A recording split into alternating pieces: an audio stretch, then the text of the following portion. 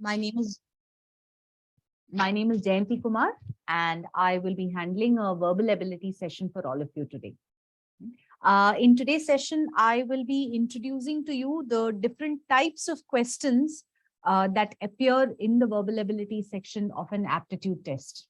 Okay, so when we say aptitude, one thing to remember is we are not it is not just your knowledge and skills that are being tested. Knowledge, of course, is there, that is necessary. Without that as a foundation, you cannot take any of these tests.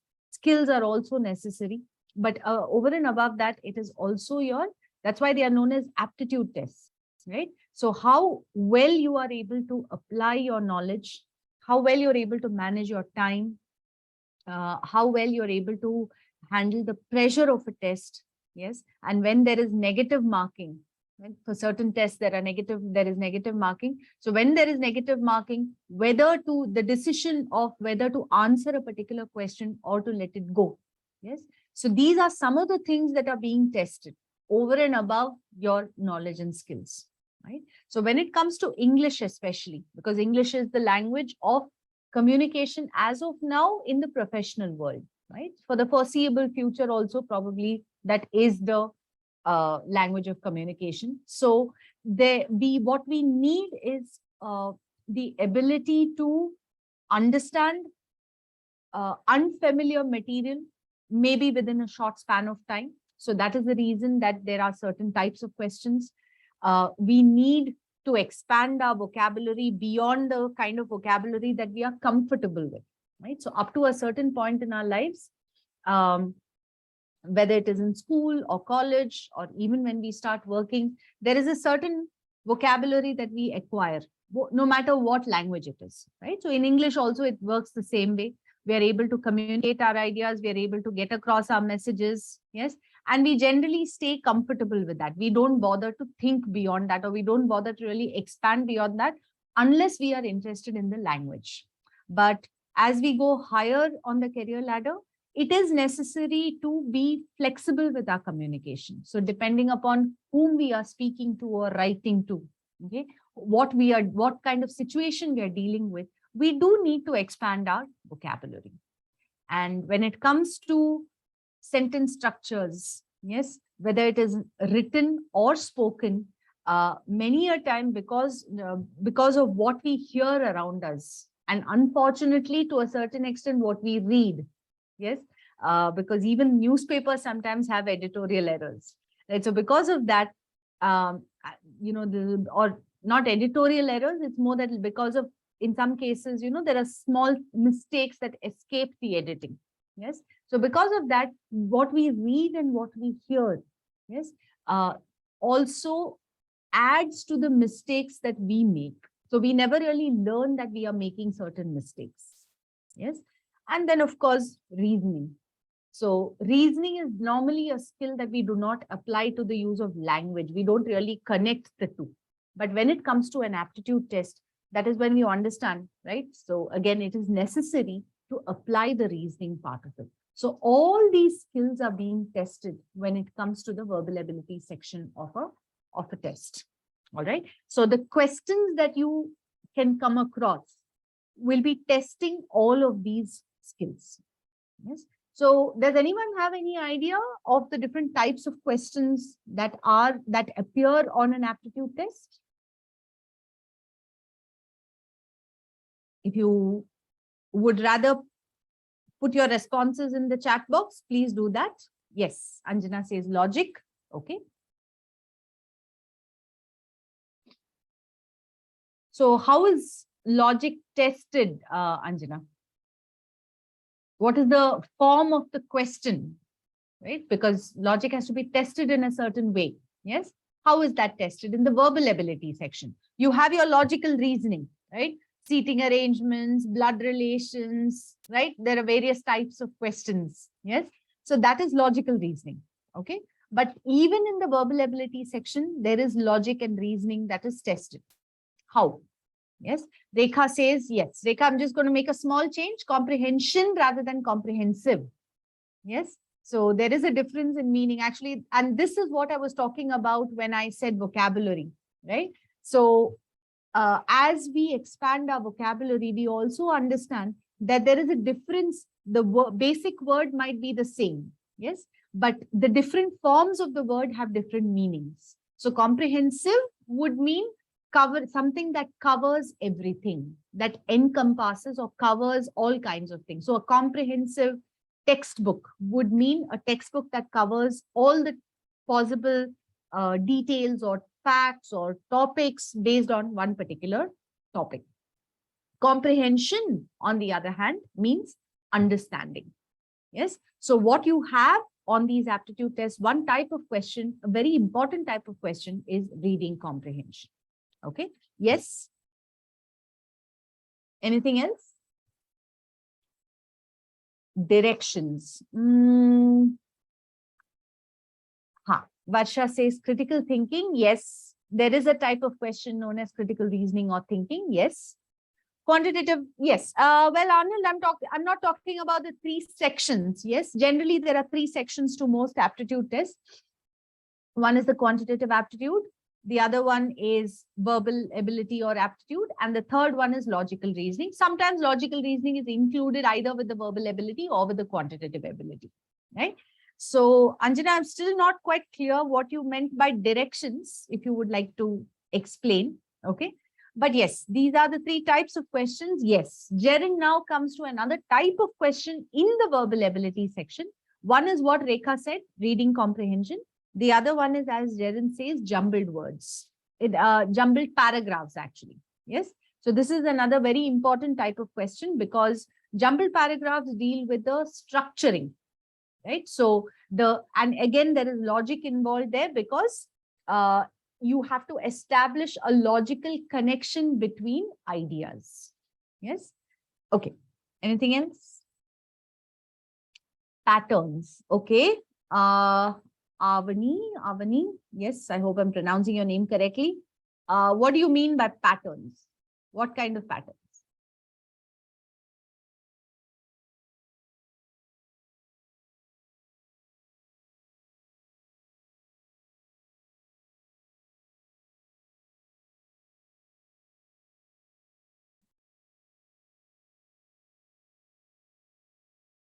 Okay, all right.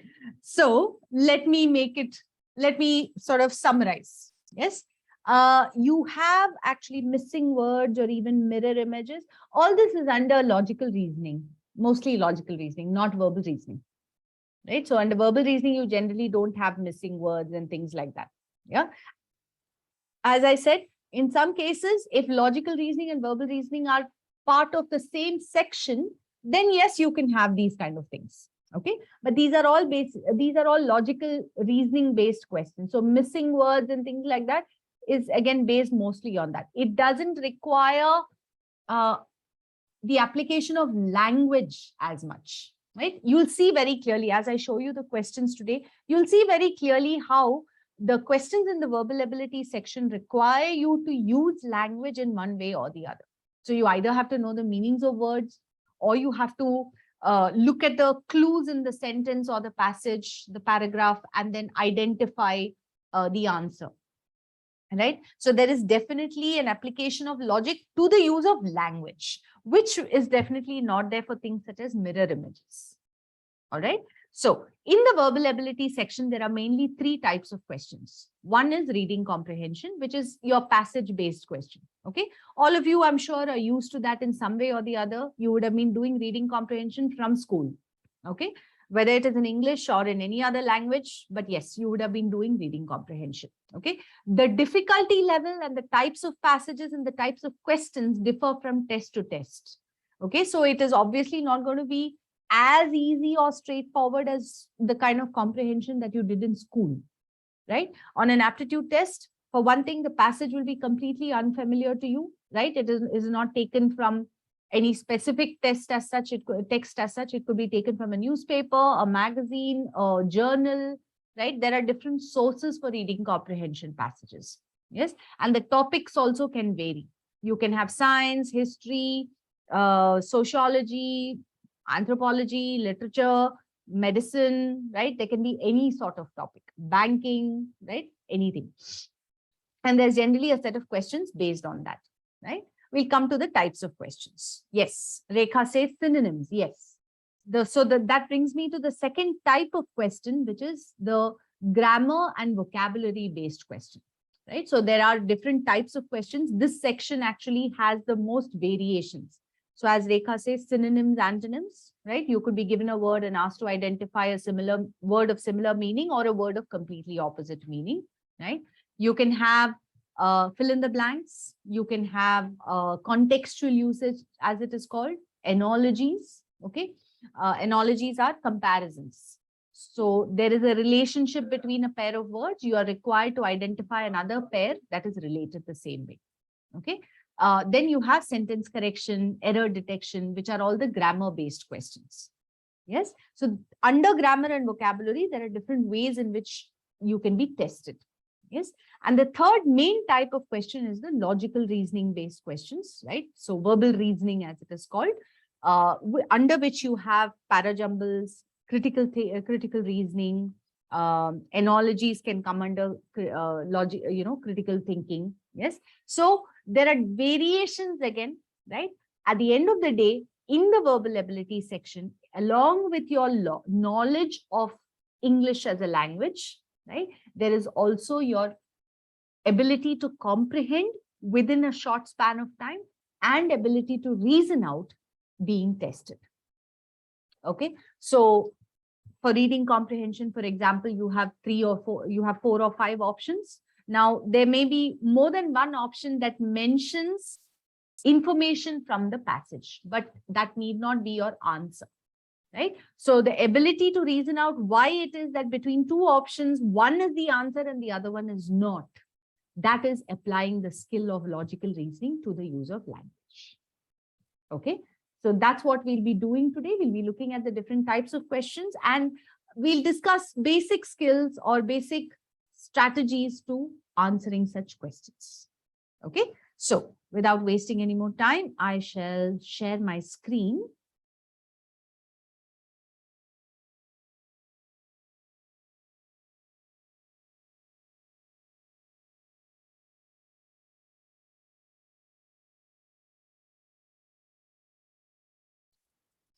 All right. I hope all of you are able to see my screen. Yes. Now, as I said, I will be presenting to you different types of questions. We are starting with, okay, I hope everyone's able to see it. No problems, right? In seeing my screen.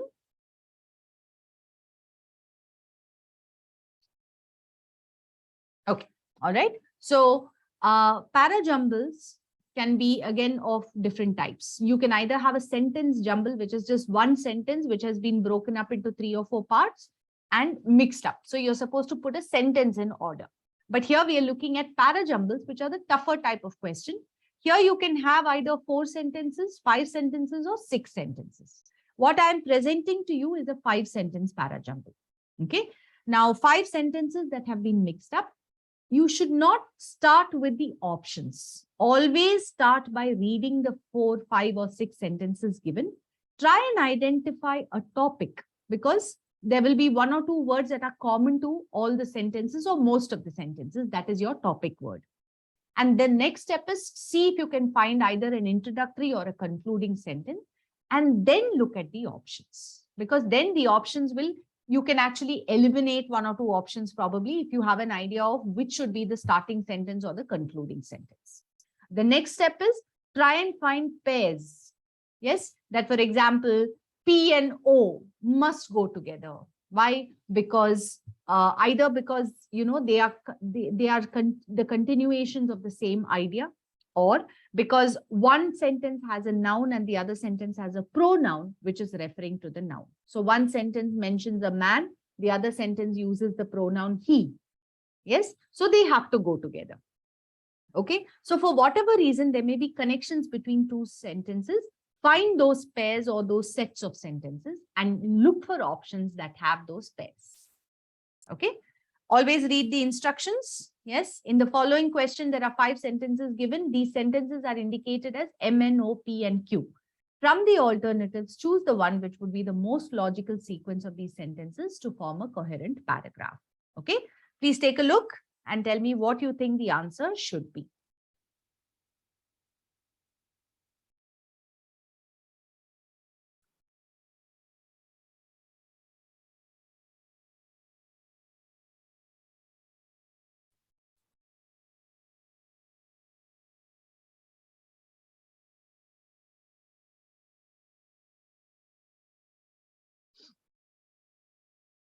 Yes.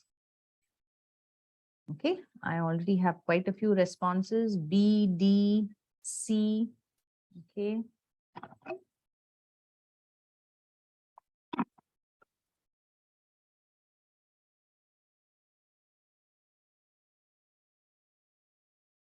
A.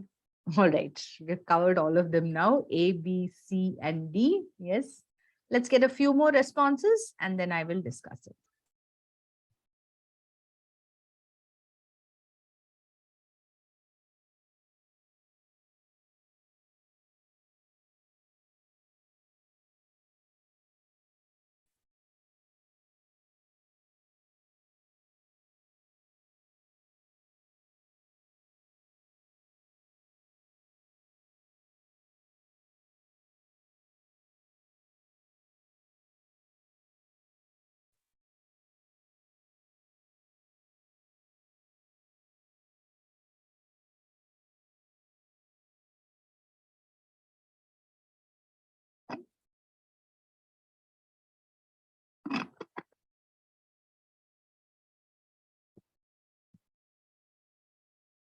Okay.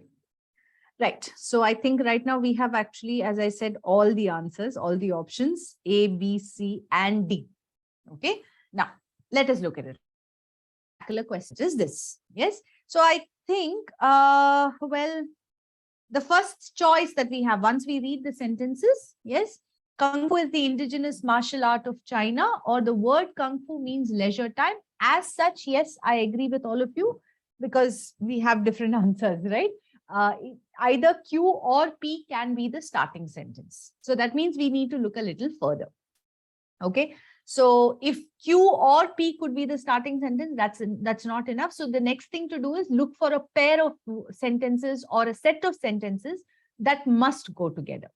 And that we can find in the form of P and O, because the word Kung Fu means leisure time because it was practiced during the free time between meditation and studies. So PO is a link that is necessary. Yes. Does that help us? It helps us by eliminating one option, option C. Option C is the only one that doesn't have P and O together. Okay. So, all right, at least one option is gone. Yes. Now the next thing to do. Now, as you read, yes, the sentences. So let's say you start with P, okay, option D. The word Kung Fu means leisure time because it was practiced during the free time between meditation and studies. Kung Fu is the indigenous martial art of China. It was conceived and developed by Buddhist monks. The non-violent Buddhist monks developed this fighting system for self-defense. Okay. Now, please remember, this is why this is called a verbal reasoning question, because there may be multiple options that make sense. Yes. So as such, when you read these 5 sentences in this order, makes sense. But then we have other options, right? So why is it this option and not that option? Or why is it that option and not this option? That's what we have to decide. Okay.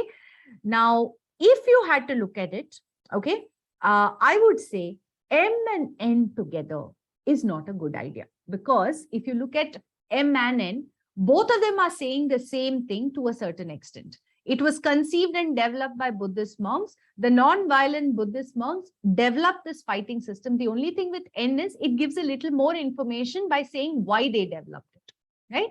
But if you put them together, one after the other, you're saying one thing that it was conceived and developed, and then you're repeating the idea that it was developed and adding some information. That doesn't make sense. Yes. So that's why it is not D either. Okay. Now, for the same reason, you can eliminate option B, because option B just reverses the order, but it puts N and M together. Okay. So the answer is actually A. Kung Fu is the indigenous martial art of China. The word Kung Fu. So first introduce Kung Fu as a martial art and then talk about Kung Fu, the word. Yes. It means leisure time because it was practiced during the free time between meditation and studies. Okay. Sorry, that comes later, but what you're doing is you're splitting up M and N first. So Kung Fu is the indigenous martial art of China. It was conceived and developed by Buddhist monks. So you put it refers to Kung Fu. Yes. So you first start with what it is, then you say it was conceived and developed by Buddhist monks, then come back to the word Kung Fu and say what it means and why it was called that. And then lastly, come back to the idea that the non-violent Buddhist monks developed this fighting system for self-defense. Okay. So that becomes the most logical order of the sentences. All right. So this is how you should go about the parajumbles. Yes. Let's try one more. Okay. Now this is a 6-sentence parajumble. Okay. I hope you're able to see the, yeah. So again, read the instructions. The 6-sentence questions are in a way easier because you already have an introductory sentence. The development of agriculture took about 2,000 or 3,000 years. You also have a concluding sentence, but in Europe, though they were once far behind in speculative knowledge, later stole a march over Asia, whose thinking became ossified and stagnant. So you have the introductory sentence and the concluding sentence. The 4 sentences in between are jumbled up. You have to put PQRS in order. So it becomes slightly easier because you can look for a connection to either sentence 1 or sentence 6 and then decide upon the sequence. Okay, take a look and tell me the answer.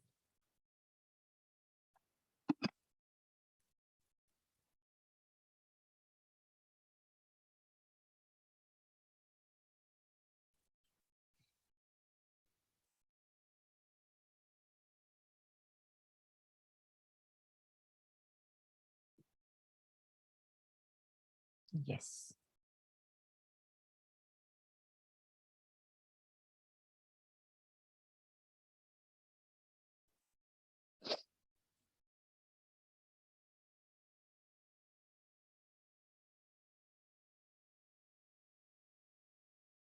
Okay, I have the first answer from Avni.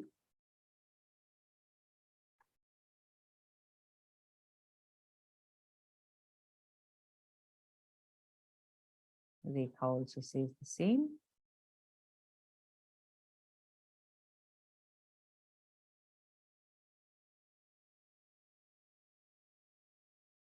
Jaren.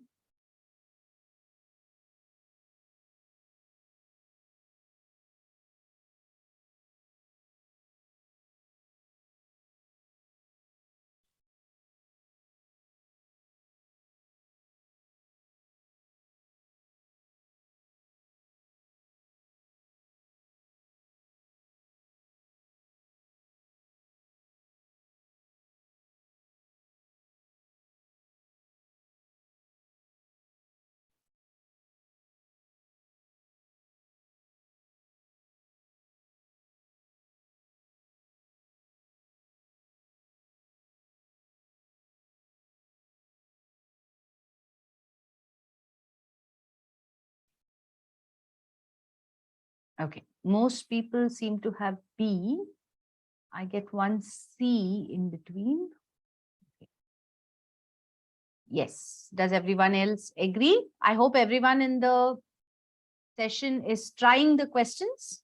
Okay, so since most people here have B, okay, I'm going to discuss this. Yes, B would be the answer. Okay, the development of agriculture took about 2,000 or 3,000 years. Yes, so which sentence connects most directly to that? You have Q or S.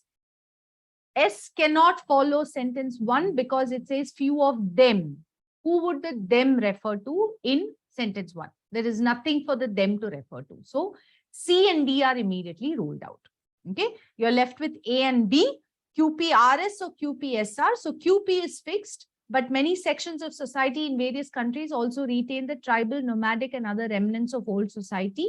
The developed agricultural society created a leisured class of landlords who developed more and more the faculty of their mind. So now you put S after it because few of them. So the them will now refer to the leisured class of landlords. Yes. So that's why QPSR. And in Asia, such thinkers were few, but in Europe. So there is a direct connection between R and sentence 6 also. Right? Very good. Yes. Okay. Now let us look at, yes. Okay. This is a reading comprehension question. Of course, the passages are generally longer than this, but we are starting off with a shorter passage and a specific type of question, which is what is called the source of the passage, right? Based on this passage, it is a 2-sentence passage. Yes. Based on these 2 sentences, can we identify who the speaker is? So depending upon the topic, depending upon the usage of words, we try and identify who the speaker is. Okay, give it a try.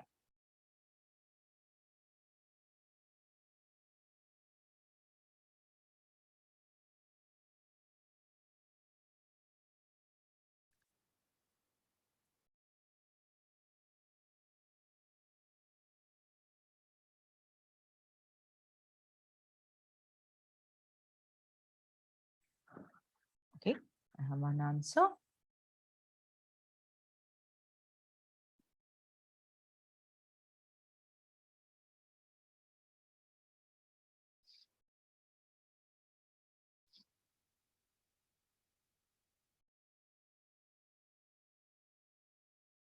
So think a little carefully about this, because at first sight, any of the options might make sense.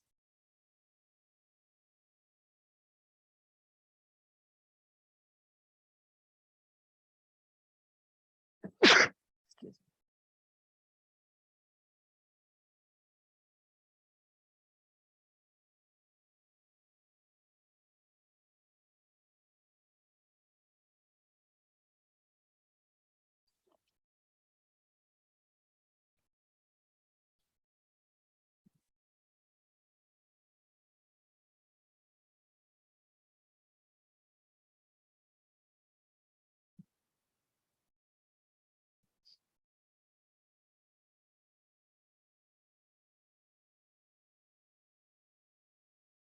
Okay, so far we have, I think we started with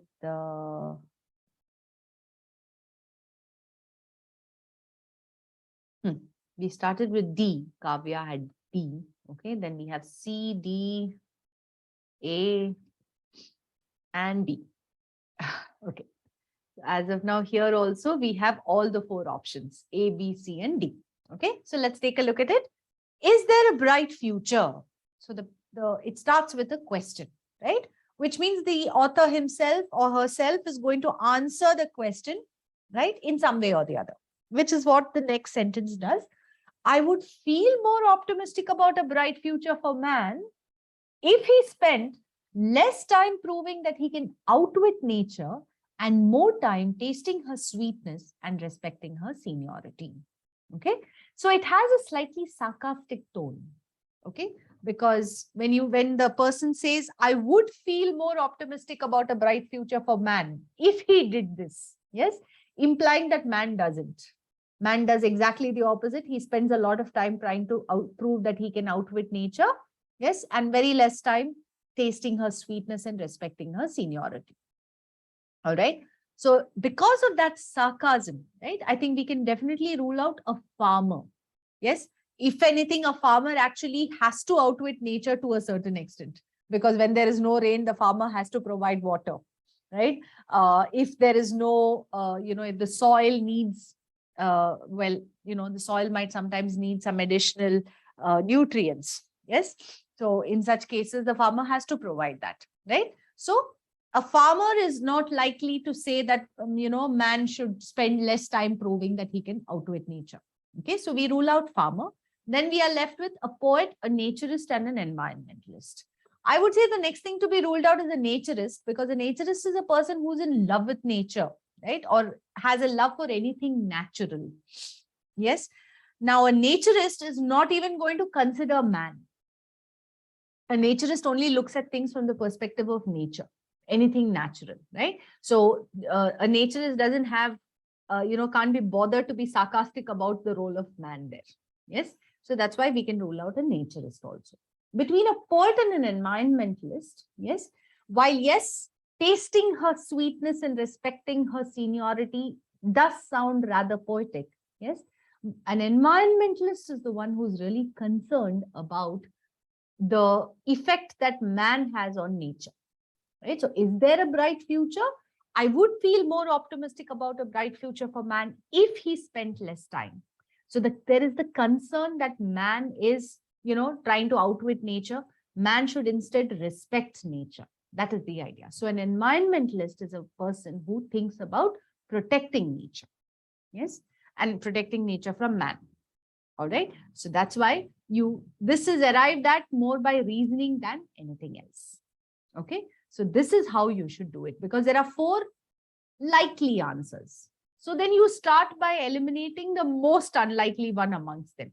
Please remember that when it comes to verbal ability, you'll never be asked to choose the correct answer or the right answer. It's always the most appropriate answer. Yes. So the idea is when you have 4 options which are fairly close, which can be related to the passage in some way or the other, how do you choose among them? Yes. How do you eliminate? Okay. I hope that's clear. Okay. Let's try another one of this type. Yes. Again, a short passage, but the question is different. Which of the following can be inferred? Inferred means what can we understand from this statement? Okay. Take a look.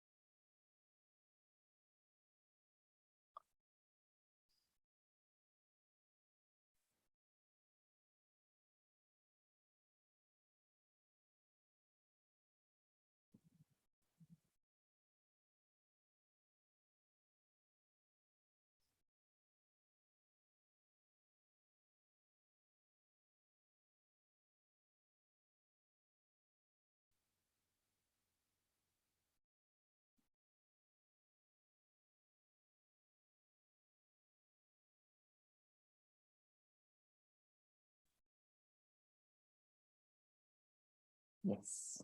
C. Okay. All right. So far, we have absolute agreement. Everybody who's given the answer so far has the same answer.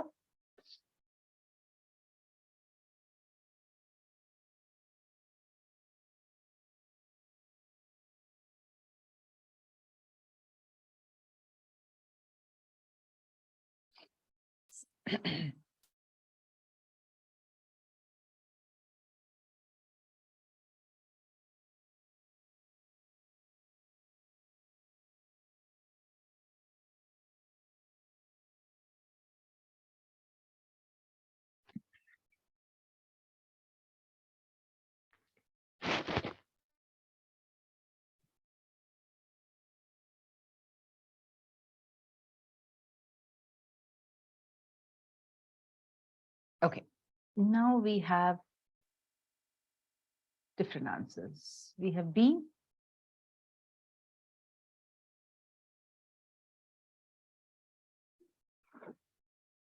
We have a D. Okay.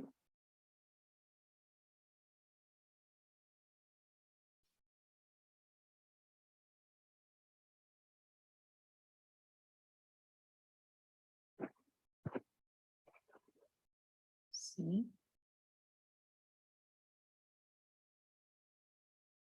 Okay.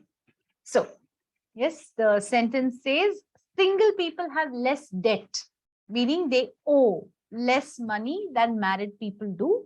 And that is true even when the married people do not have kids. Okay.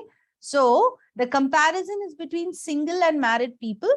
And the statement says that single people owe less money than married people do, even when married people don't have kids. That is, if it's just 2 people and not 3 or 4 people, right? So which of the following can be inferred from the statement? Nobody has A. Yes, and that's absolutely right. Marriage adds miseries to oneself is way beyond the scope of this particular statement, right? We don't know whether marriage adds miseries or not. At least we don't have enough information in this sentence to tell us that. Yes. Then you have B, C, and D, because we have all the options. A couple can reduce their debt if they refrain from having kids. Well, it says that single people have less debt than married people do. And that is true even when married people do not have kids. But what happens if they avoid having kids? Maybe if you compare them with a single person, they would owe lesser money. But does that mean that they can reduce whatever debt they already have? That we don't know. It only says in comparison with the two, single people owe less money. But whether married people can reduce their debt just because they avoid having kids, we don't know, because we don't have enough information. Okay, so that's why it's not B. All right. C says being single, one can be better off than the married one financially. Well, if we owe less money, then yes, financially we are better off, right? So this statement can be inferred, and cohabitation is better than marriage. Cohabitation is living in, right? A live-in relationship. Yes. So cohabitation is better than marriage. Well, we don't know, because they've talked about single people and married people. They've not talked about a live-in relationship, or even it could even be two people sharing a room. We don't know, right? So either way, that is not mentioned or discussed in the sentence. Therefore, it is beyond the scope of the passage. Yes. So that's why option C is your answer. Okay. So what I want you to learn from each of these questions is basically this process of elimination. Because many a time when it comes to the verbal ability section, you arrive at the answer more by elimination than by choosing the correct answer. Okay. Or even choosing the most appropriate answer, which is what you're doing. Okay. Try another one. Yes. So here the question says the passage best supports the statement that, right? So based on this passage, which of these statements can we understand? Yes, that's the sentence. That's the question.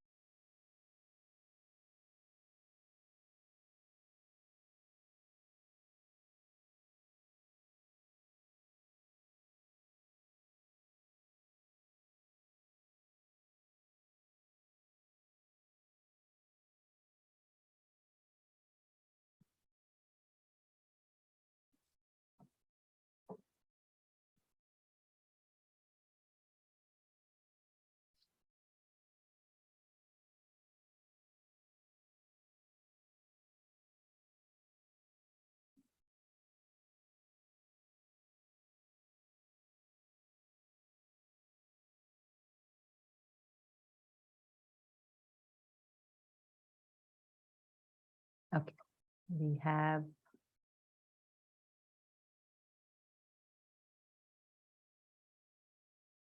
all right. Yes, I'm also happy to see more names joining the list. Yes. So we mostly have B, but we also have an A.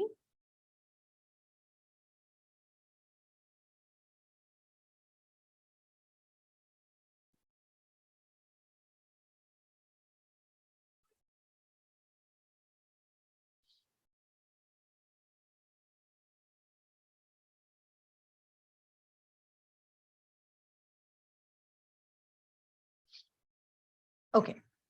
So I think here I can go ahead and discuss it, because most people have B and B is the answer. Yes. Richard Branson, who had dyslexia, which is a reading disability, okay, learning disability, basically, who had dyslexia in childhood, went on to become one of the wealthiest entrepreneurs of the world. Mingling with people, maintaining relationships, and winning their trust were his initial capital for business. Okay, so this is the information that we have. Yes. Now, C and D can be eliminated easily. Branson could not read and write properly in his childhood, since it is mentioned very specifically that he had dyslexia. Okay, so we can say that this is stated information. It is not inferred. Yes. And even though a businessman, Branson acted in 2 Hollywood movies, is beyond the scope of the passage. So I'm glad to see nobody even thought of that. Yes. A, Richard Branson is a tycoon. Well, this is vocabulary basically, right? But because tycoon is nothing but a wealthy entrepreneur, a businessman, right? So you could say that this is also stated in the passage. That's why we don't take option A. Yes, but excellent man management proved to be the secret of Branson's success. We know that he's one of the wealthiest entrepreneurs. And we also know that mingling with people, maintaining relationships and winning their trust, which is nothing but man management. Yes, were his initial capital for his business. So that's what he started with. And he went on to become one of the wealthiest entrepreneurs. So we can say that excellent man management proved to be the success of Branson's success. Sorry, secret of Branson's success. Yes, so B is your answer. Okay, let's look at another one. Yes, now this is an example of what we call critical reasoning. Okay, it looks very much like a reading comprehension question because you have a passage followed by a question. Yes, so it's, as I said, generally reading comprehension passages are longer. I will be showing you a longer passage also later on. Okay, but critical reasoning passages are fairly short. They're about 75 to 150 words long. Okay, and the question is more specific. Okay, so look at this one. Which of the following, if true, jeopardizes the validity of the argument expressed in the first sentence of the passage? Jeopardizes means puts at risk or weakens. Yes, so there is a statement. The first sentence makes a statement. Which one of these options shows that that first statement is not valid? Which one weakens that argument? Okay, so take a look.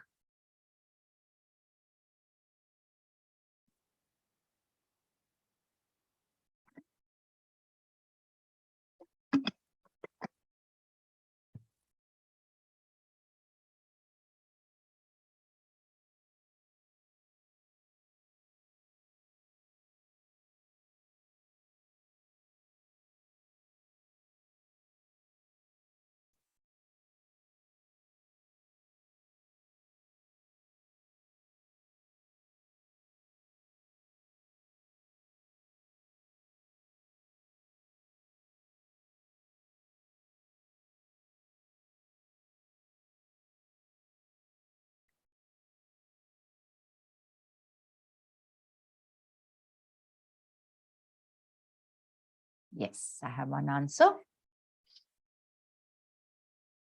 Two, Chandana, okay.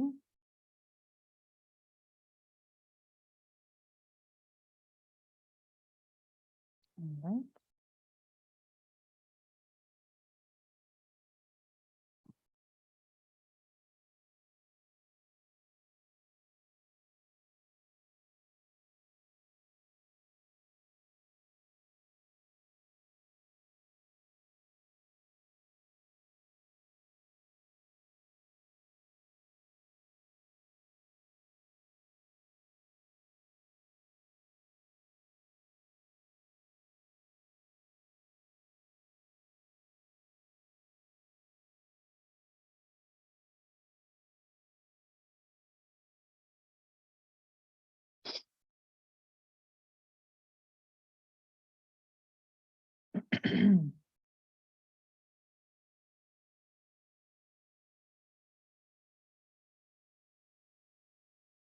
Okay, so far we have A, C, and D. Most people seem to have A. Let's see.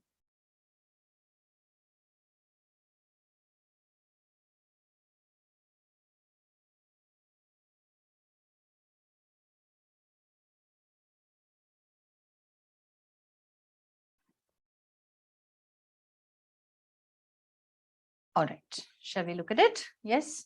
So as I said, most people seem to have A. A is the answer. Yes. So what does the first sentence say? A recent study reveals that most of the love marriages are fiascos. Fiascos are disasters that ultimately end up in divorces. A majority of these marriages are either intercaste or interreligious by nature. Caste and religious organizations are hijacking, meaning they are forcibly taking over the liberty of the common people.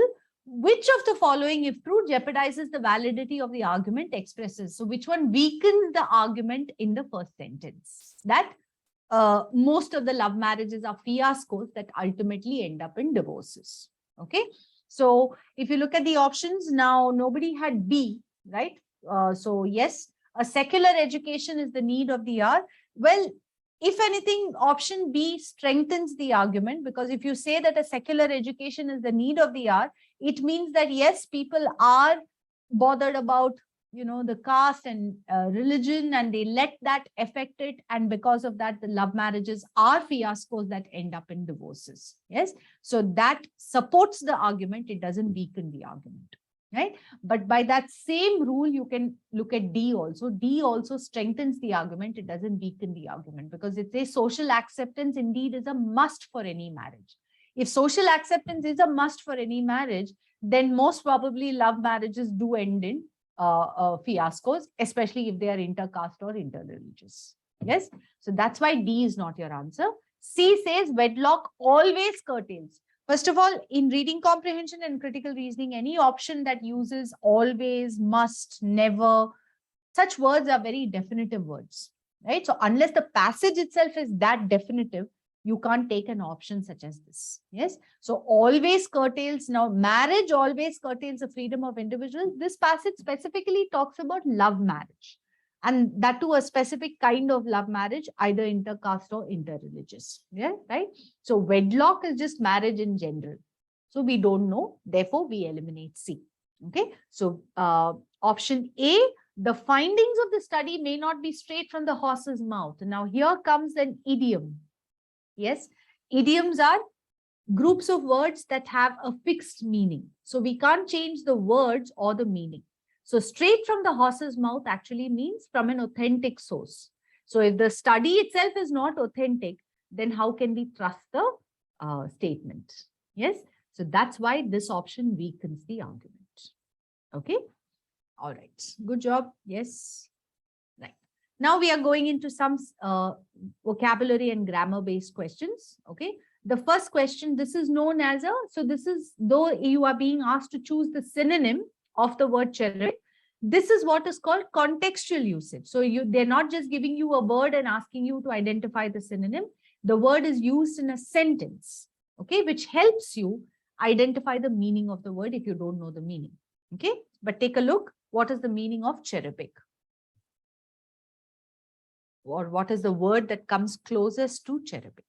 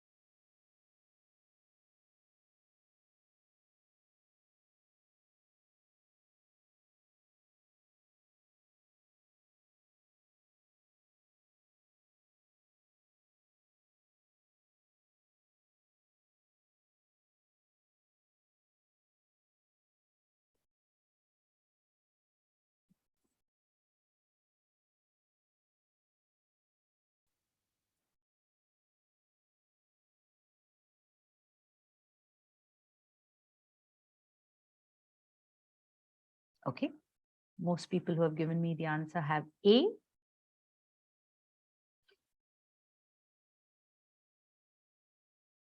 Okay. So since this is a synonym question, I won't spend too much time on it. Yes, quite a few people have given me the answer. Yes, Sachu. Okay. So far we had all A's. Now we have a B.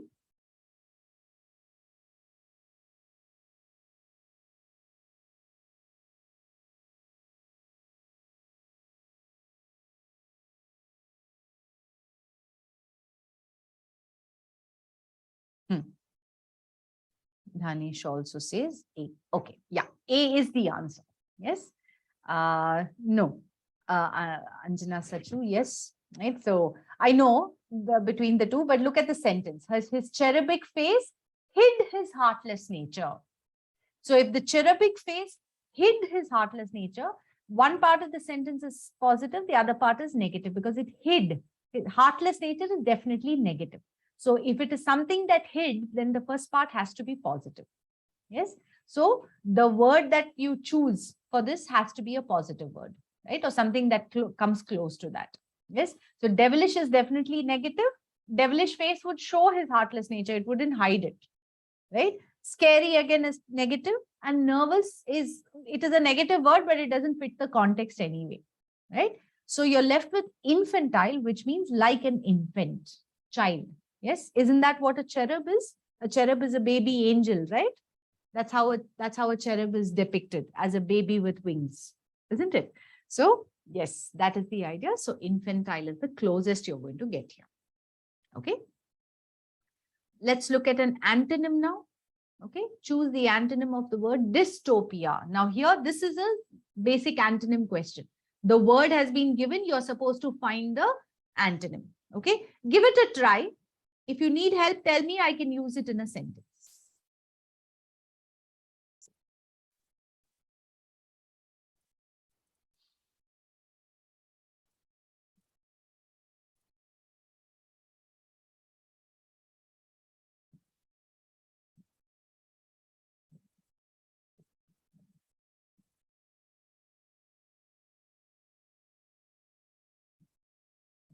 Yes.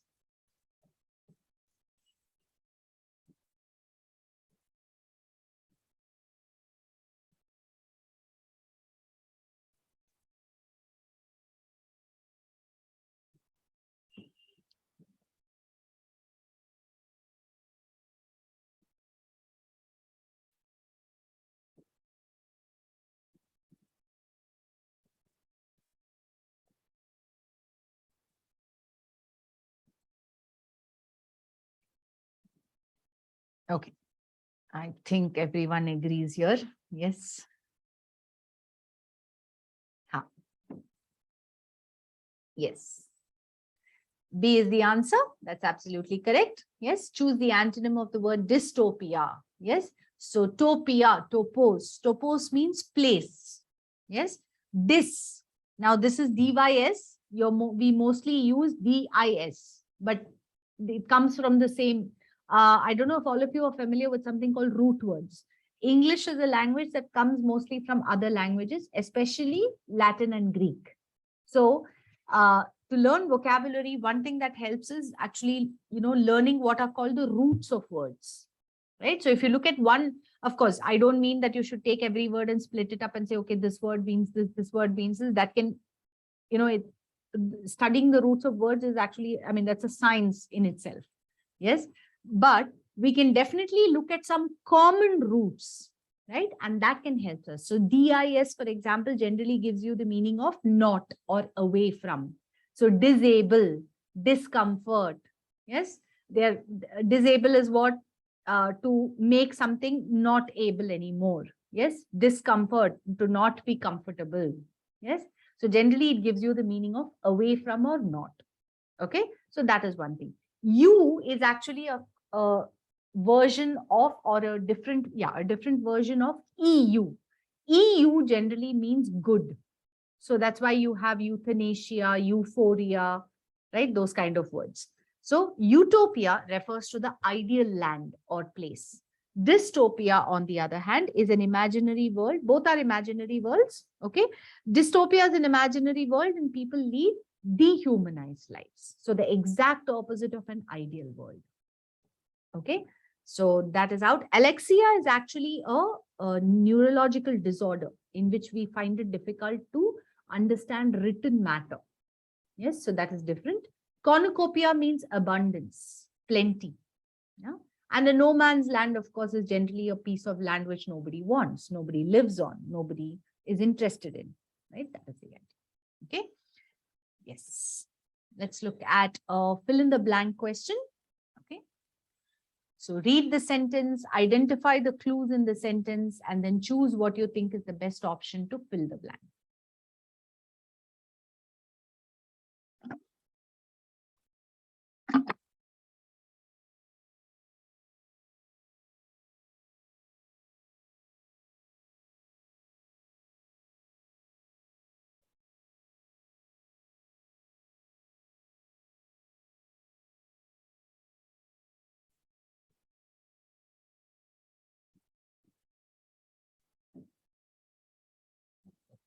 Okay.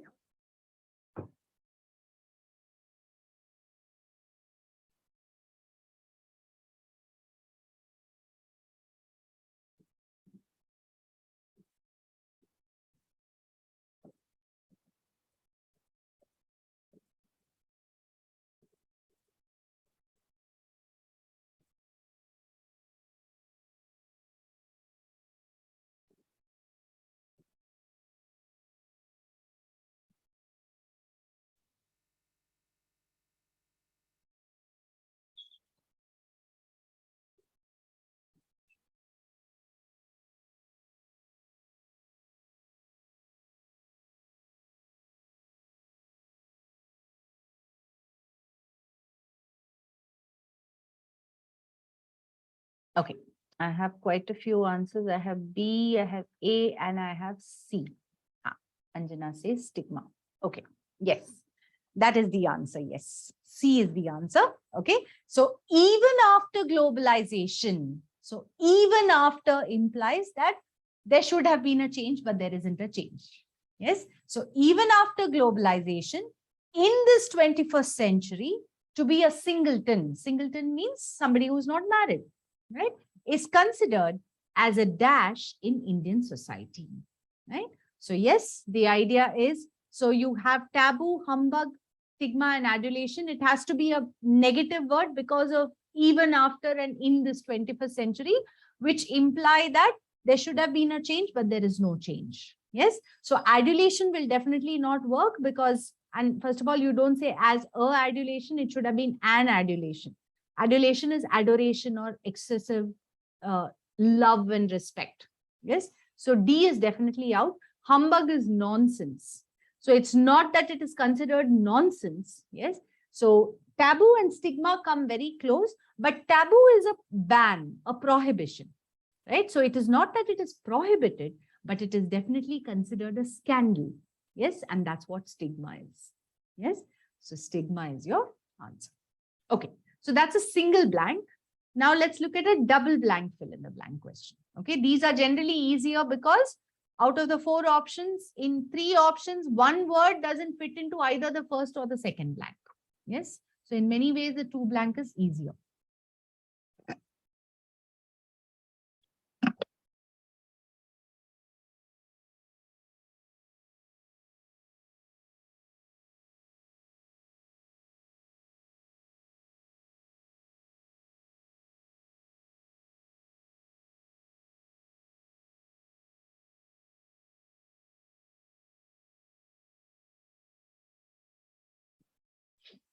Okay.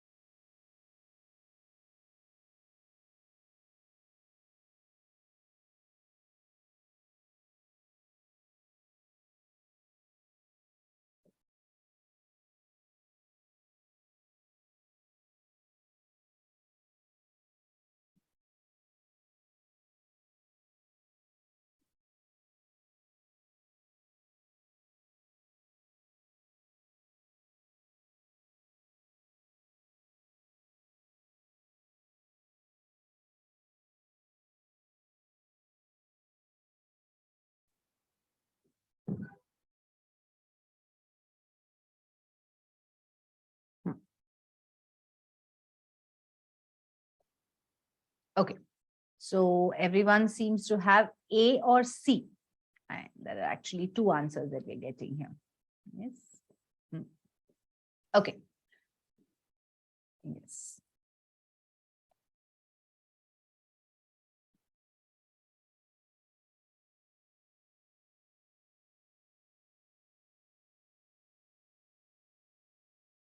Okay. Yes. So A would be the answer actually, not C. Right. So this story of H.G. Wells has itself been made as a film memorable, if for nothing else, The voice of Claude Rains, a man able and dash enough to act without face or fingers. So when you say able and generally joins two things of equal value, right? So if it is one positive word, generally the other word is also positive. Yes. So you join an adjective to an adjective, noun to a noun, positive to positive, negative to negative. That's how you use and. So going by that, the word in the first blank must be a positive one. So you can immediately eliminate B, which says inefficient, right? So that is gone. But you're still left with three words: courageous, bold, and brave, all of which can fit into the first blank. Yes. Enough to act without face or fingers, and who, in his performance, touched the deep dash that the invisible man had to suffer. So when you say touch the deep dash that the invisible man had to suffer, right? So it's not parody. Parody is imitation, a mocking imitation, something that is meant to make fun of, right? That is what parody is. So then you can't have a deep parody, right? So that's why C is not your answer. Again, deep stupidity that the invisible man had to suffer. Between tragedy and stupidity that the invisible man had to suffer, tragedy is definitely the better word, right? So that's why option A is your answer. Okay. Yes. Let us now look at some grammar-based questions. Yes. Active voice and passive voice relate to sentence structure, which is why very often on aptitude tests, you have this exercise where you have to identify a sentence in the active voice or passive voice, convert it into the active or passive voice. Okay. So please remember the active and passive voice structure. When you change from active to passive or vice versa, you do not change the tense. Okay. So active voice means the subject is active. The sleuth. Sleuth means detective. Okay. Will catch is the verb and culprit is the object. Right.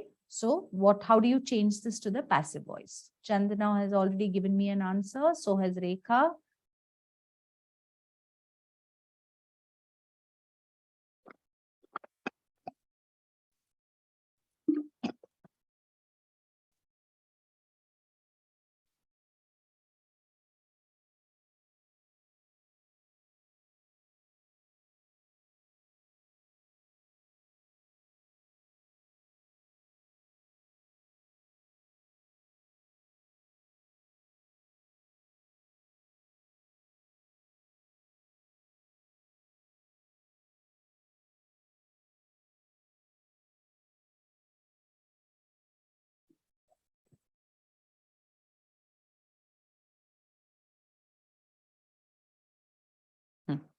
Okay.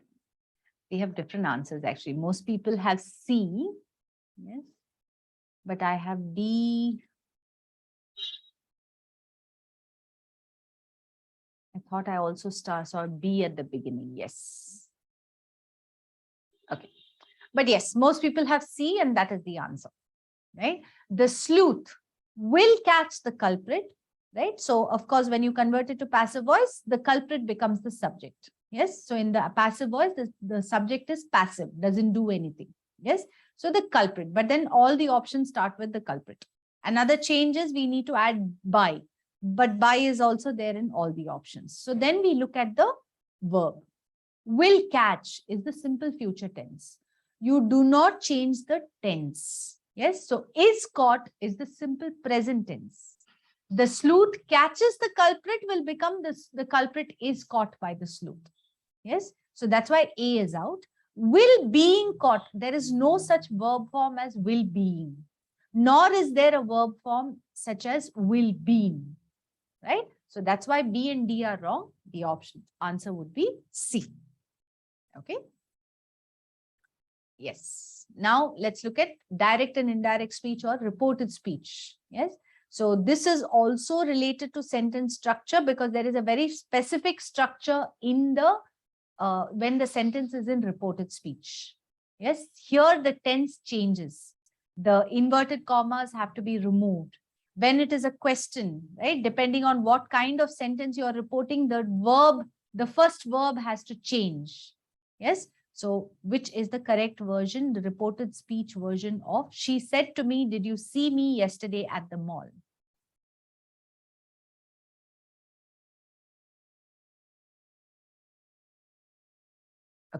I have the first answer.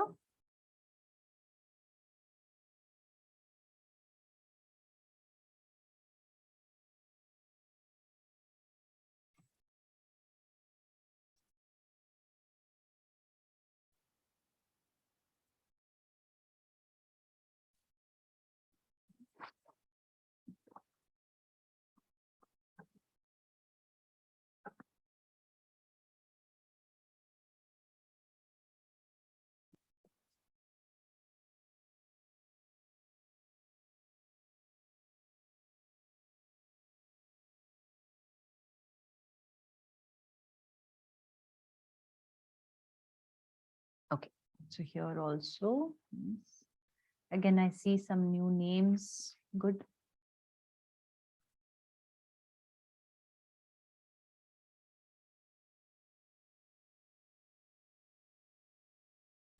Okay, but here also I see different answers. Yes, as I said, when you convert from direct to indirect speech, so direct speech is a direct. So why do you use direct and reported speech?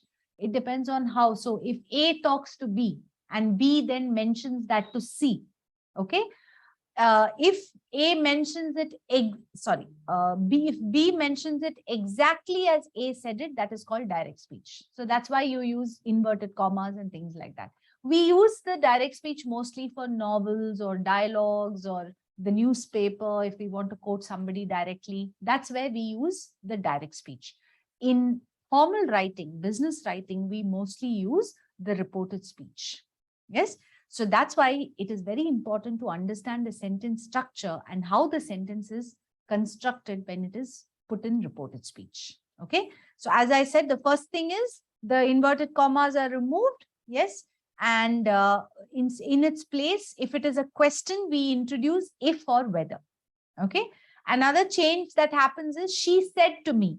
Now, depending on what kind of sentence we are reporting, we have to use the verb, right? So here it is a question. So instead of she said, we use she asked. So that's why options A and C can be eliminated. You're left with B and D. Then it depends upon the verb. Did see is the simple past tense. When you convert the sentence from simple past to reported speech, the simple past has to change to the past perfect tense. So whether I saw her or whether I had seen her, saw is the simple past tense, had seen is the past perfect tense. So that's why your answer is D. Okay. Yes. Now, this is what is called a sentence correction type of question. Okay, please read the instructions. Yes, in verbal ability, don't look at the question and decide that you know what is to be done with it. Always make it a point to read the instructions. Okay, so in the questions below, a part of the sentence is underlined. The sentence is followed by 4 ways of writing the underlined part. Answer choice A repeats the original. The other answer choices vary. Choose the one that is grammatically correct as your answer. Okay.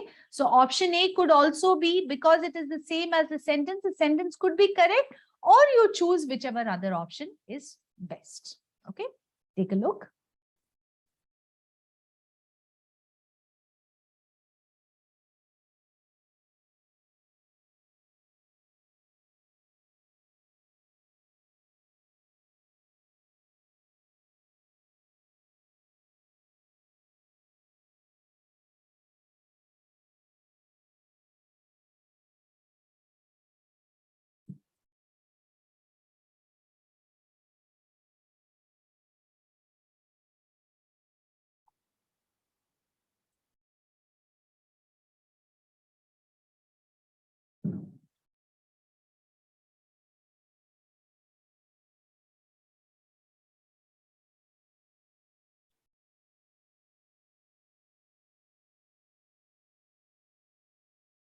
Okay.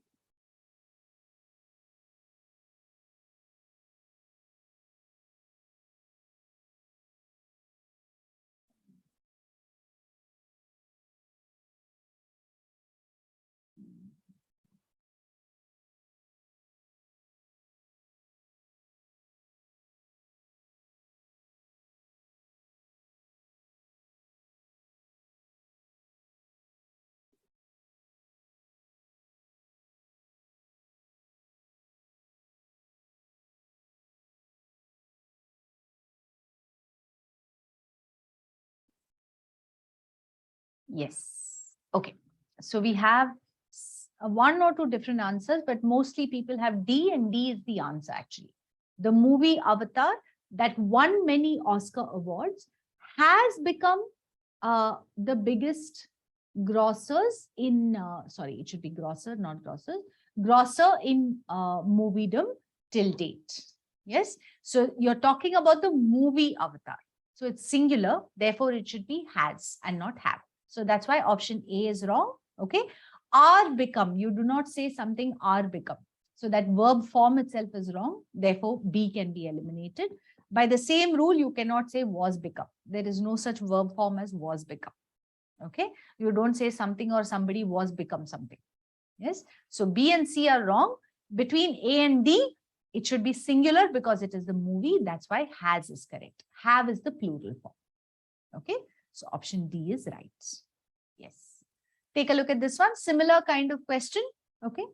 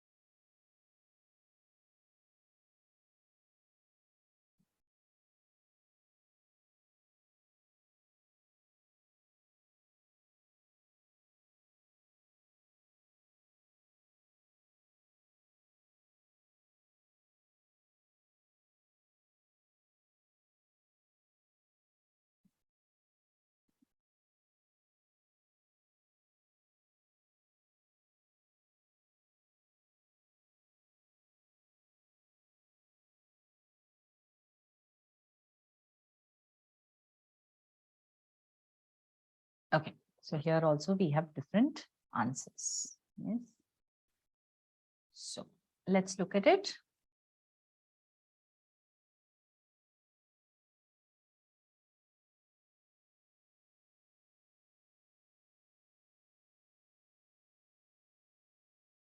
Okay. Yeah.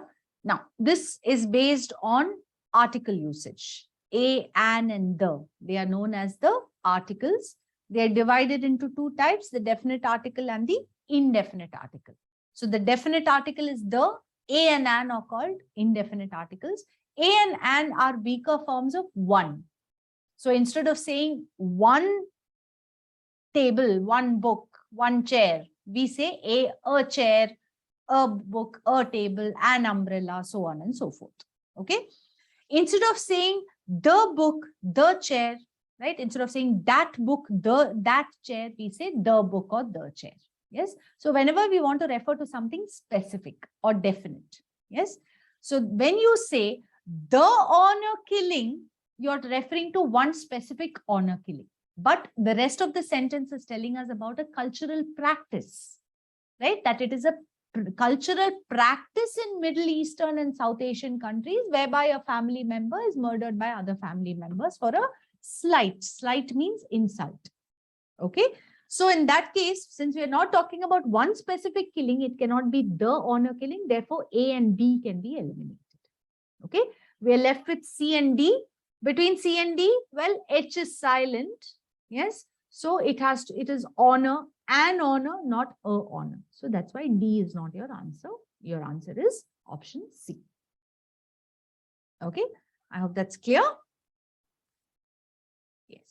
Now, this is a variation of the sentence correction question. Instead of one part being underlined, you have 4 versions of the same sentence. Which is the correct version?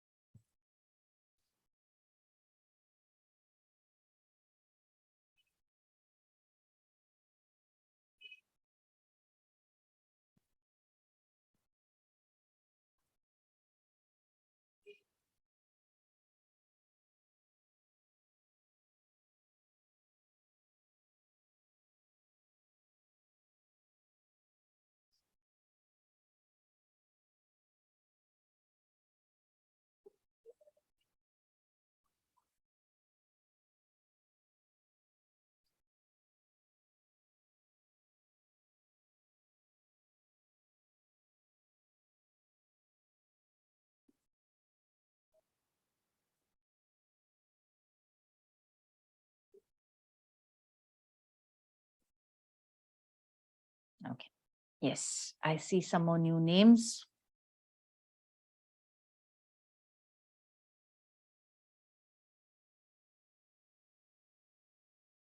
Okay. So we have B, C, A. Okay. So we actually have three answers, but most people have B, and B is the answer. Yes. So flat-footed means without that arch in the under the foot, right? So that is when that person doesn't have an arch. Yes. When almost the whole foot rests on the ground, that is known as being flat-footed, right?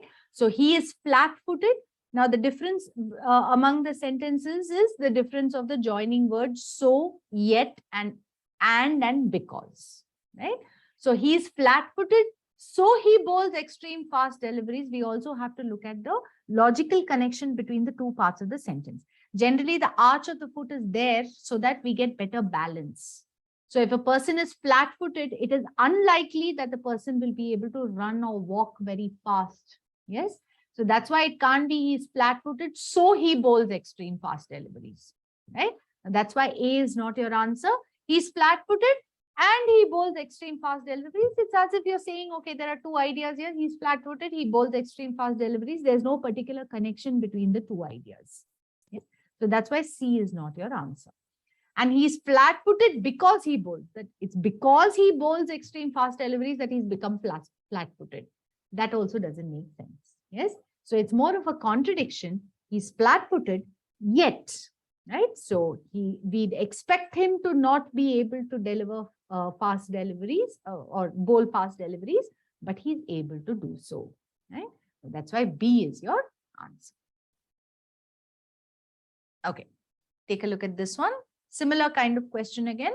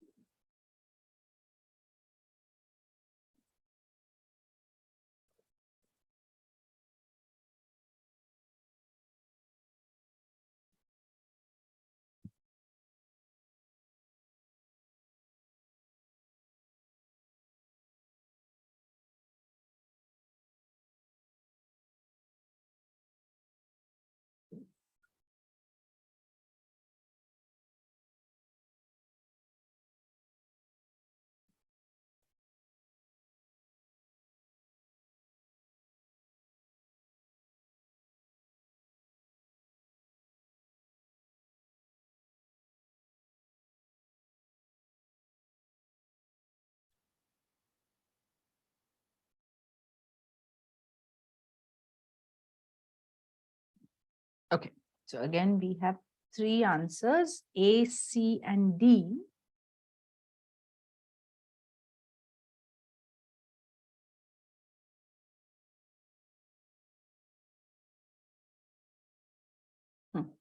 Okay, so nobody has B, which I'm happy about. The team congratulate you. You don't congratulate something or someone about something, right? So B is definitely out.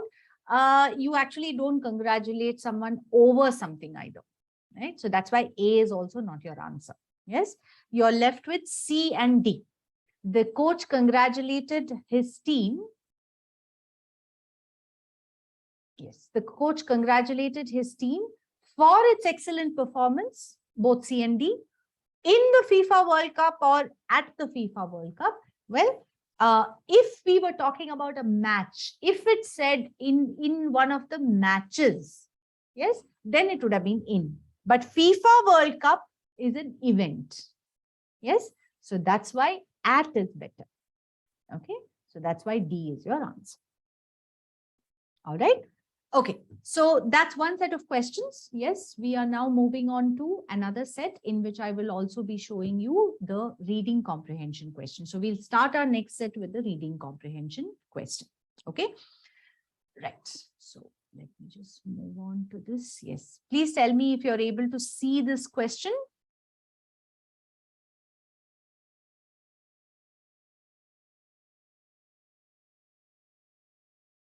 Are you able to see the passage?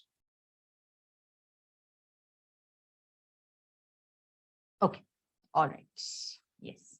Now, in the normal course, reading comprehension, see, there are different ways of tackling reading comprehension. Yeah. Thank you. Thank you for confirming. Yes. Right. So there are different ways of dealing with reading comprehension. It is not absolutely necessary that you read the whole passage first and then only start answering the questions. It depends upon the questions also. Right. But since you don't have access to the passage right now, right, and we're discussing it in class. Okay. So I would suggest that you do a quick reading of the passage. Okay. So I'm going to give you 5 minutes. It's not a very long passage. It's about 4 paragraphs long. Okay. So I will get to the questions. I will also get to the last paragraph. You start with the first 3 paragraphs. Okay. After about 2-3 minutes, I will move on to the last paragraph, or you can let me know once you've finished. I will move on to the last paragraph. Okay. So just read the first 3 paragraphs.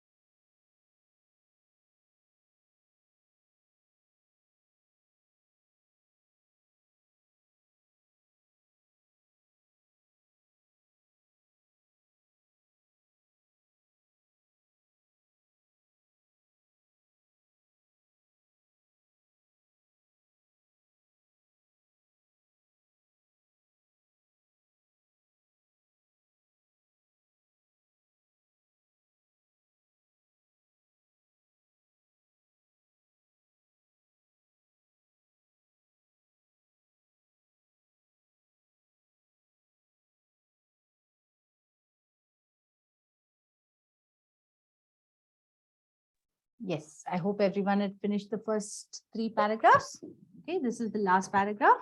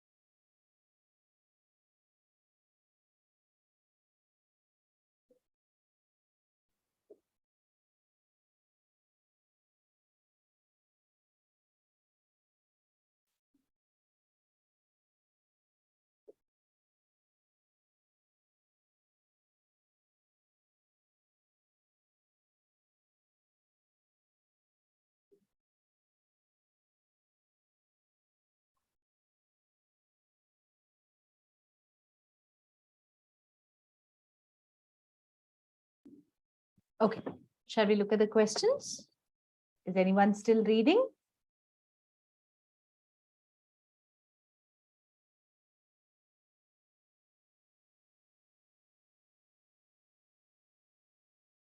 Yes. Okay. So the first question, right? Why did Matt and May go to Ohio? Okay.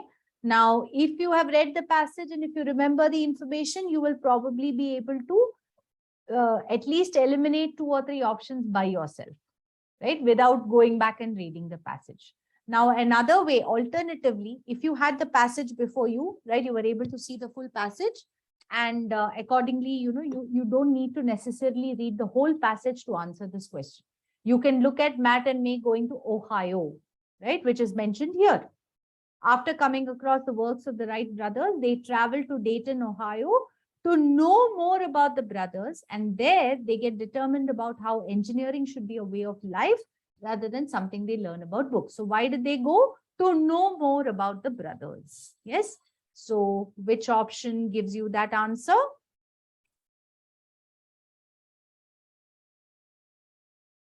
Is it D, Nikita? Is it to learn more? Why did they go? Once they went there, they understood or they became determined to learn more about engineering. But why did they go in the first place? Yes. Right. So Jaren, Aparna, Chandana. Yes, Danish. Yes. It is to understand, to learn more about the Wright brothers, to understand more about the Wright brothers. Yes. So B actually is the answer. Okay. Right. Let's look at another type of question. The passage is dash of a novel. Okay. So when you say, is it a description of a novel, a criticism of a novel, an analysis of a novel, or an appreciation of a novel? Okay. What does it do? How do I answer such a question? You read the, you look at the sentences. Yes. So Spirit of Engineering is a novel that intends to create passion for engineering among students. It presents the journey, right? After coming across. So the second paragraph is telling us more about the story of in the book. Okay. Then it says, the novel tries to present that engineering can be simplified. Okay. And then it goes on to say the setting for the novel is the US, and both the fictional characters, Matt and May, realize that the same way of thinking Their same way of thinking during a lecture in the university. A discussion leads them to this, they find the answer, etc., etc. Right? So it tells us the story of the novel. Yes, it tells us where the novel is set. It tells us what the novel is doing. Okay, so yes, Aparna has one answer. Toib, yes.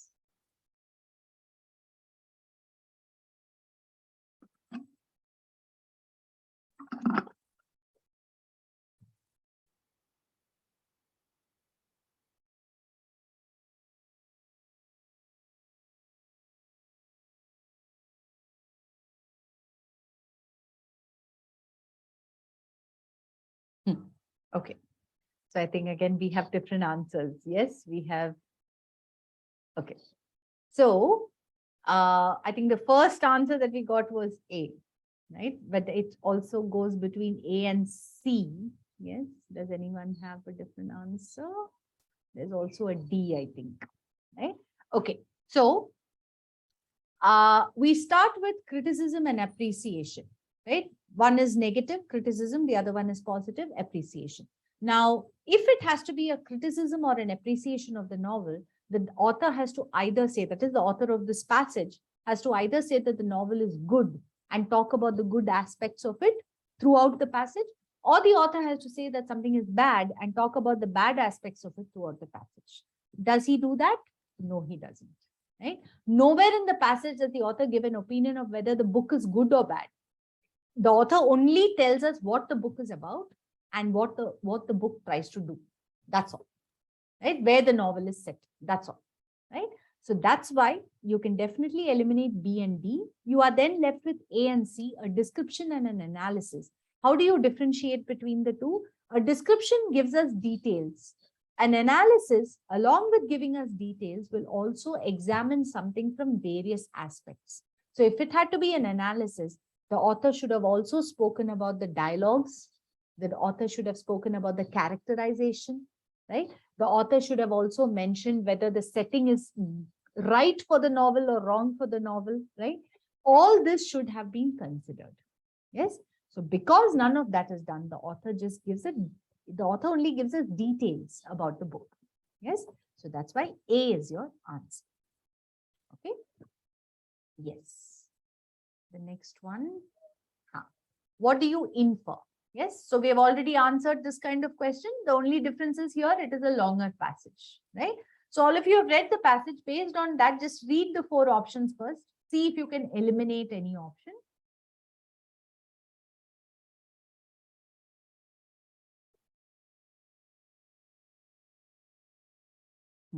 So Arvind, your answer is to this question.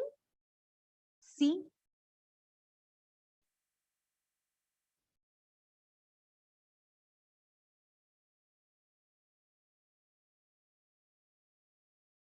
Okay. All right. Take a look at this question. Yes. So I hope you got the answer to question 4. The answer to question 4 was actually A. Right? Okay.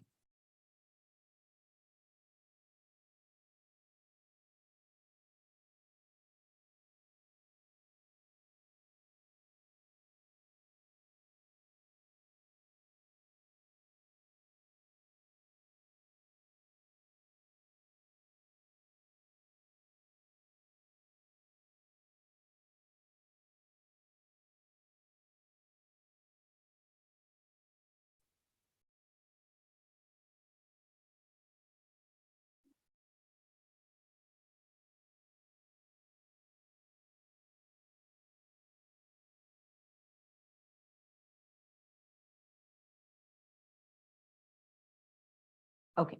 Yes, I think most people have C for this question. C is the answer, right? And that's why I also kept the, last paragraph here, because this paragraph helps you eliminate 1 or 2 options. Wright brothers developed a full-fledged, Wright brothers developed a full-fledged aircraft for the first time. That is actually, you can eliminate this option by looking at this last paragraph, which says that the Wright brothers, who were just bicycle mechanics, developed a flying machine which is the predecessor. That means it came before the aircraft. Yes. So they didn't develop a full-fledged aircraft. They developed a flying machine. Yes. So that's why it's not option D. Then Matt's race car project was not running smoothly is very clearly mentioned here. Right? The problems of their race car project, which Matt was struggling with. So this is not an inference, this is information. Okay. So that's why you eliminate B. You're left with A and C. Okay. So that you will find, I think, here. Right. What does it say? Mere bookish knowledge is not sufficient to become a good engineer, or the 4-pillar approach mentioned does not support the idea of notion of an abstract nature. Right. So look at this. It says, yeah. Right. So the 4-pillar approach: methodical, practical skills, abstraction, and creativity, which one could apply to solve any engineering problem. So the 4-pillar approach does help to solve abstract ideas or understand abstract ideas. Right. So yes, option C, mere bookish knowledge is not sufficient. Right. So that you understand from here. The second paragraph, to understand how engineering should be a way of life rather than something they learn from books. Okay, so that's your answer. All right. Yes, so this is one sample of a full-fledged reading comprehension passage. Okay, so as I said, you don't always have to read the whole passage. So always do one thing: when you come across reading comprehension, first check the questions. If the question gives you a very clear, so if it uses words from the passage, or it mentions a specific line or a word from the passage, go back to that specific line or word. Don't just read that one word or one line. Make sure you read one sentence above and one sentence below. So you read about 2-3 sentences to understand the context and answer that question. But a question such as question 5, what do you infer from this passage? You have 4 statements which could be anywhere in the passage. So for such questions, it is better if you read the whole passage first. Okay, so change your approach depending upon the questions. All right. Yes, there are 1 or 2 types of questions more that I want to show you. Yes, this is what is called an error detection type of question. Okay, it's a grammar based question, but instead of asking you to choose the option that is correct, look at the instructions, read the sentence given below to find out whether there is any error in it. If there is an error, identify the part of the sentence A, B, C, or D that has the error and mark that as your answer. If there is no error, mark your answer as E. Okay, so you just have to identify which part has an error in it. All right, please take a look and tell me what you think the answer should be.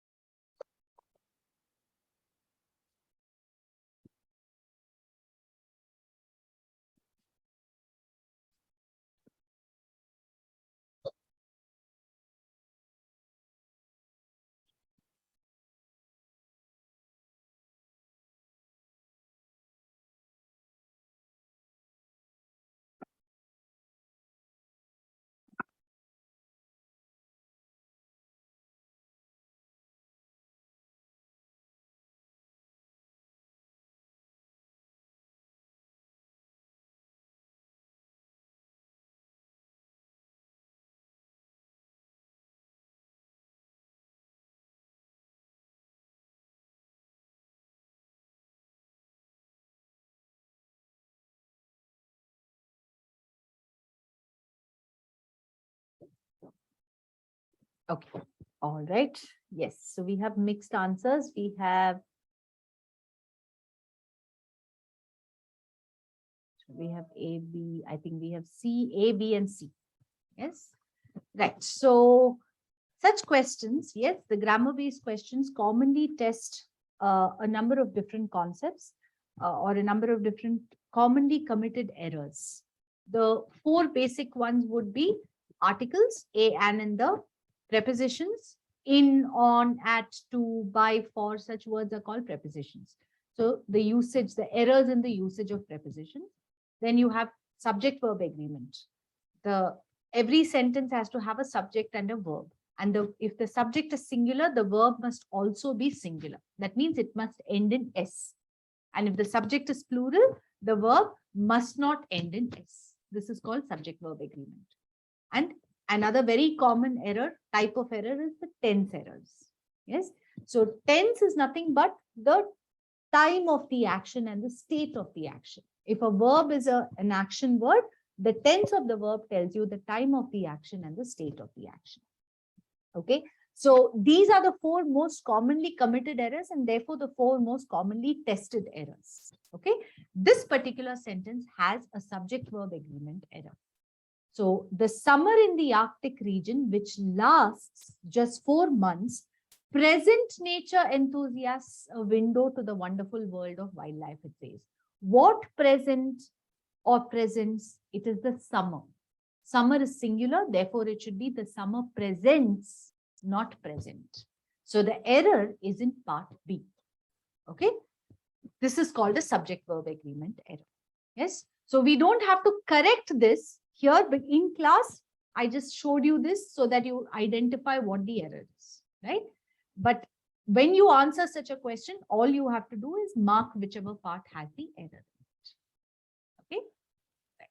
One last type of question that I would like to show you is what is known as a closet test or a close test. Yes. This is how it is presented. Okay. It is a fill in the blank question, but the difference is instead of one sentence, we have an entire paragraph with some blanks in it. Okay. So you first read the whole passage and then we start filling in the blanks. Okay. Because sometimes an answer that seems to fit into one blank may not be the answer because the passage conveys a different idea. Okay. So take a look. What should fit into, which word should fit into option that is blank 6.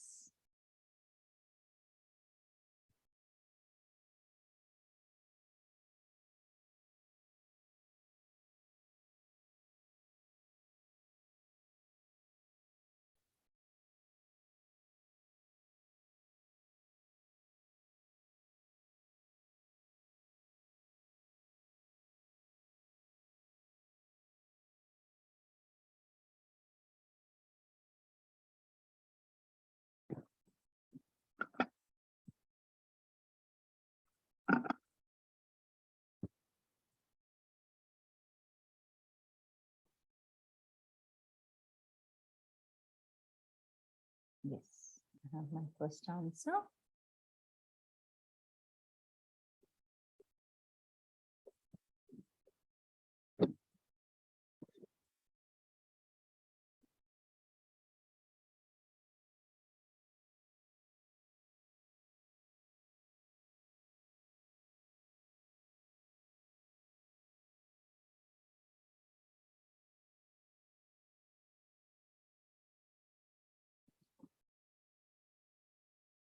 Okay, all right. Yes, A is right.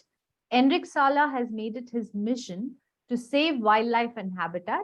In the past 10 years alone, thanks to his efforts and partnerships with governments around the world, an area half the size of Canada, right? So it is an area. Area, we're talking about area. The options we have are an, a. So you can definitely rule out A. It can't be a area. You're not talking about a specific area, therefore the is out, but you definitely need an article there. So an area. Okay, let's look at the next blank. Yes. So an area half the size of Canada, dash protected from all manner of human exploitation.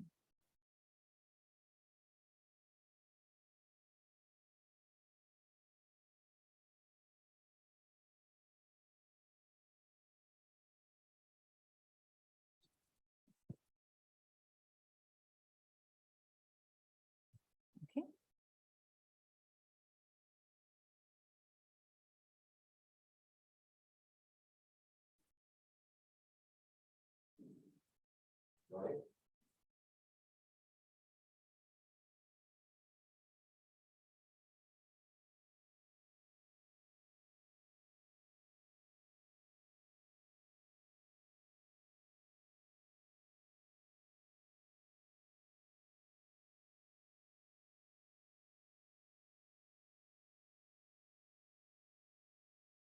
Yes. So we have had been and has been. Okay. This is called the present. The had been is the past perfect tense, has been is the present perfect tense. They generally imply a completed action or an action that happened. So both of them are completed actions. Had been is the past perfect tense, meaning an action that was completed a long time back in the past. Has been is the one that connects the past with the present, right? So in the past 10 years alone. So from 10 years back up to now. So you're connecting the past with the present. That's why it should be has been and not had been. Okay. So yes, option C is the answer. Okay. So an area around the world, an area half the size of Canada has been protected from all manner of human exploitation. Okay. Let's look at the next blank. The reserve that marine ecologist Sala has helped establish, dash, not on land, but in the oceans. So what is the answer there?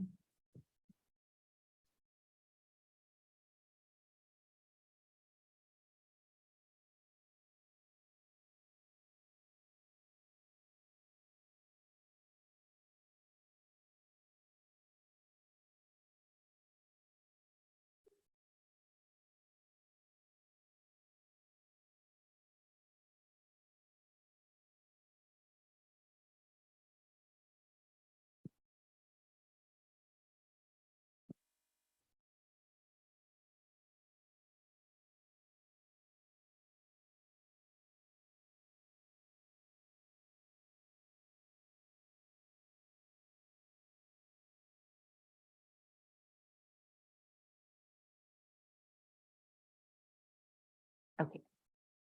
So we have B and D.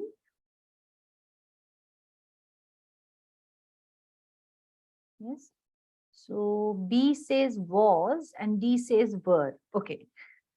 Ha. Now you've chosen the past tense, but this is what I meant when I said a clausatus depends upon the passage. Yes. So if you look at the overall passage, it is in the present tense. It is not in the past tense. So the reserves that marine ecologist Sala has helped establish. Okay. So has helped establish. Again, we are talking about where they are. It's not that it was at some point, it was in the oceans. That's not what you're saying, right? And then you're talking about reserves, plural. So it has to be a plural verb. It can't be was. Okay. That's why it can't be is or was. Was anyway, not because it is in the past tense, and is because reserves is plural. So the answer would actually be C.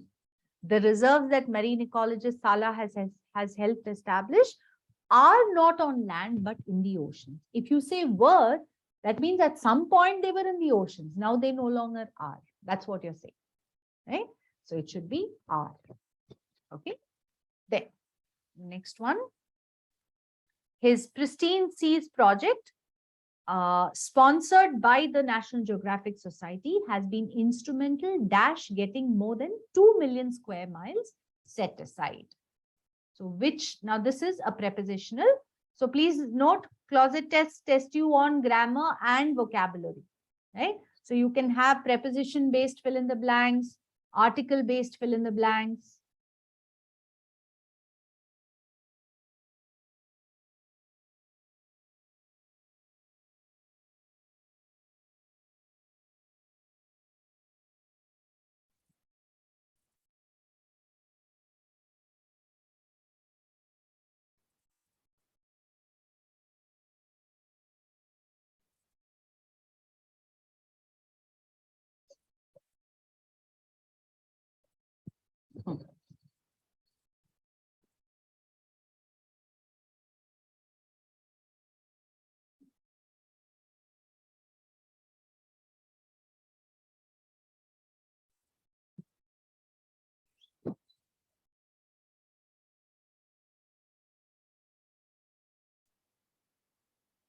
Yes.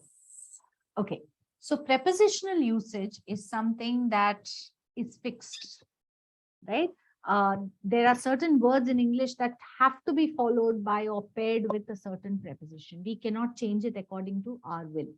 Yes. So instrumental is generally followed by one particular preposition. I'll come to that, right? What is the meaning? The meaning is his Pristine Seas project, sponsored by the National Geographic Society, has played an important role. Okay. So if you say played an important role dash getting, which preposition should follow that? Playing a role dash getting, which preposition would you use?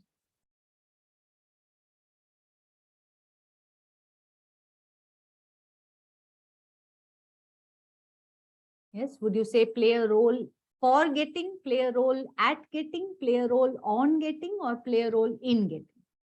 Which is right? No, Chandra. No. You play something or someone plays a role in something, right? So instrumental also, yes, Aparna, right? Nikita actually was the only one who had D as the answer. Yes. And now both Nikita and Aparna say, yes, play a role in getting. So that's why, since instrumental conveys the same meaning, right? It has to be instrumental in getting. Yes. So D is your answer. Okay. Right. And the last one for this passage. Yes. So his Pristine Seas project, sponsored by the National Geographic Society, has been instrumental in getting more than 2 million square miles set aside, keeping untouched wild areas healthy, dash giving depleted ones a chance to recover. Right? So,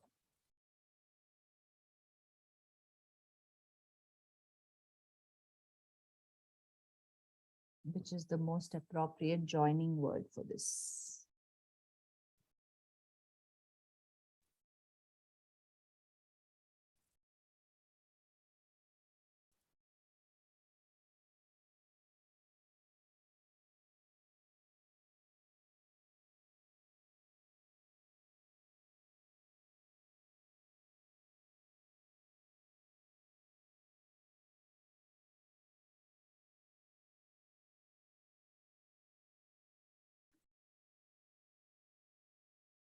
Yes.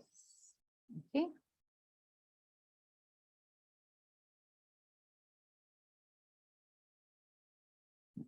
So we have D, A, okay, A or D, and yet, right? So is it a contradiction or is it a similar idea? Actually, similar idea, because it's not that, both of them are positive things to be done. Keeping untouched wild areas healthy. Something that is not touched, keep them healthy, right? Yet giving depleted ones a chance to recover, because then it's not a contradiction, because the ones that are depleted, right? Your the movement helps to give or rather gives them a chance to recover. Yes. So it's two things that ultimately have the same result or goal, which is to protect the environment, right? So that's why you don't use a contradiction here, you use and. Okay. So A would be your answer. Okay. All right. So that brings us to the end of the session, right? We have looked at the various types of questions, right? I've shown you, I think, almost all types of questions. Probably the only thing that is left is the analogy. I will show you that question. Yeah. This is an example of an analogy question. Okay. So this is how it will be presented to you. Dash is to dash, A is to B. Okay. 4 options are given. You're supposed to identify the pair of words that is related in the same way as breeze and wind. So breeze is milder, wind is stronger. Okay. So you're supposed to find a pair of words that both mean. So both of them are, refer to a gust of air. Yes. But breeze is milder, wind is stronger. Right. So you're supposed to find another pair like that. So the only pair that you can get is ripple and wave, because they both refer to movement of water. Ripple is milder, wave is larger, right? Stronger. Okay. Tornado and hurricane are both storms, and they're both strong storms. Yes. Whirlpool and current. Well, whirlpool is, a swirling body of water. Current refers to the speed or the flow of water, right? Typhoon is a kind of storm again. A tycoon, we have already come across this word before, is an entrepreneur, a businessman, a rich businessman. Yes. So none of those options fit in. So the only answer would be B, right? So this is a sample of an analogy question. All right. So I've shown you the different types of questions that you can encounter in the verbal ability section.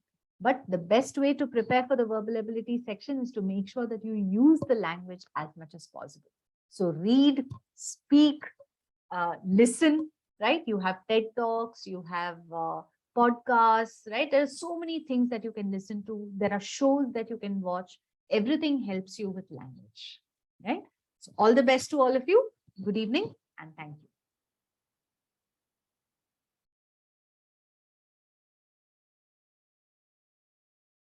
Thank you. Thank you.